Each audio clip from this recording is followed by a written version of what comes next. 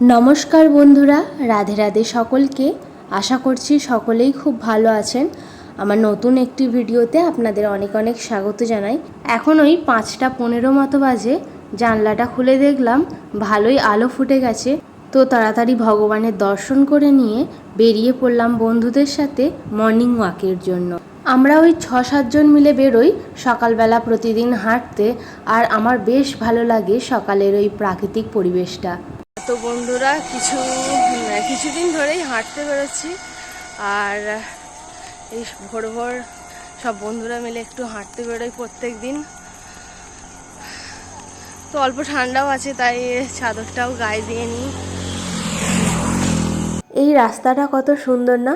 দেখুন দুদিকে কি সুন্দর গাছপালা, আর তার সাথে এই সবে সবে সূর্যটা উঠেছে, তার কিরণ রাস্তাটাকে আরও সুন্দর করে তুলেছে। এই জায়গাটার নাম হলো পাত্রপোল। তো আমাদের মাজুক্ষেত্র থেকে পাত্রপোল ওই 2 কিলোমিটার বা তার থেকে একটু বেশি রাস্তা।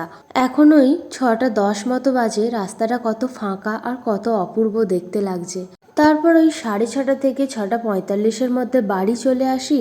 তারপর একটু ফ্রেশ হয়ে নিয়ে এখন বসে গেছি ছাদে মালা জপ করার জন্য। তো ছাদে একটু রোদও পাবো, আর তার সাথে মালা জপটাও হবে। আর সকাল সকাল মালা জপটা খুব সুন্দর হয়। মালা জপের সময় সবসময় চেষ্টা করতে হয় মুখে বলার সাথে সাথে কানে শোনারও। তাই মন যতই অন্যদিকে যাক না কেন, মনটাকে মালা জপের দিকে কেন্দ্র করে রাখতে হবে। এখন অল্প অল্প ঠান্ডা পড়তে শুরু করেছে, আর সেই জন্যই আমি ছাদে একটু মাটি দিয়ে গাছ বসাতে শুরু করেছি। যেহেতু আমাদের নিচে বেশি জায়গা নেই, তাই ছাদের ওপরেই একটু পালং শাকের গাছ আর ধনেপাতার গাছ, এইসব গাছগুলো বসিয়েছি। এছাড়া ফুল আরও কিছু গাছ রয়েছে, তো সেই গাছগুলোতেই আমি এখন জল দিয়ে দিচ্ছি। এছাড়াও আমাদের ওপর ঘরে জানালায় একটা অ্যালোভেরা গাছ আছে। এই গাছটা জানেন আমি অনেক দিন আগে বসিয়েছি, প্রায় 4 থেকে 5 বছর আগের এই গাছটা আমার একটি বন্ধুর বাড়ি থেকে এনে এখানে বসিয়েছিলাম। আর সেই থেকে এই গাছটা না কত সুন্দর বেড়ে উঠেছে, আর পাশ দিয়ে ঘিরে অনেক চারা গাছও বেরিয়েছে। তো তারপর গাছে জল দেওয়ার পর নিজে একটু জল খেয়ে নিচ্ছি। হাঁটা চলা হয়েছে, তারপরে এটা ওটা কাজ করেছি। আমি আগেও 1 গ্লাস জল খেয়েছি, এখনও আর 1 গ্লাস জল খেয়ে নিচ্ছি। আর সকালটা প্রচুর প্রচুর জল আর শরীরে খাবারেরও প্রয়োজন হয়। সকাল সকাল যত পারেন খান, কিন্তু রাতের দিকটা চেষ্টা করতে হবে যাতে একদমই কম কম খাওয়া হয়। আর 7টা থেকে 8টার মধ্যে যেন খাওয়া পুরো কমপ্লিট হয়ে যায়, এটা চেষ্টা করা উচিত। তো এরপর আমি সকাল 7:30 থেকে বাচ্চাদের পড়াই, আর তারপর ওই 9:30টার সময় করে ছুটি দিয়ে এখন নিজে কিছু খাবো। তাই সেই জন্য একটা হেলদি প্রোটিন ব্রেকফাস্ট বানিয়েছি নিজের জন্য। তো এটাই খাবো।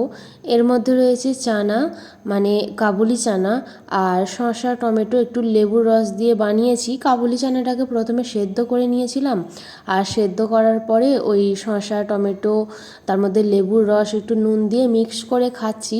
খেতে কিন্তু খুবই সুস্বাদু হয়, আর এটা খুবই হেলদি, এটা খুবই স্বাস্থ্যকর।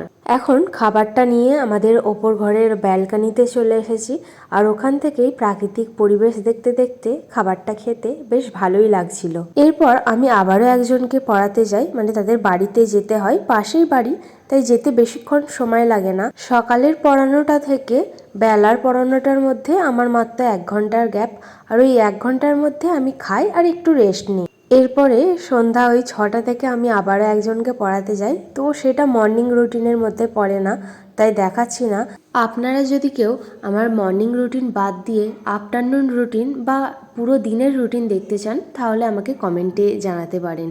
তো এরপর আমি পড়িয়ে আসি 12টার সময়, আর তারপর স্নান টান করে ভগবানের সেবা করি। আমার এই মর্নিং রুটিনটি এই পর্যন্তই। ভিডিওটা ভালো লাগলে চ্যানেলটিকে সাবস্ক্রাইব এবং ভিডিওটিকে লাইক কমেন্ট শেয়ার করতে ভুলবেন না। দেখা হচ্ছে আমার পরবর্তী ভিডিওতে। ভালো থাকবেন, সুস্থ থাকবেন। রাধে রাধে।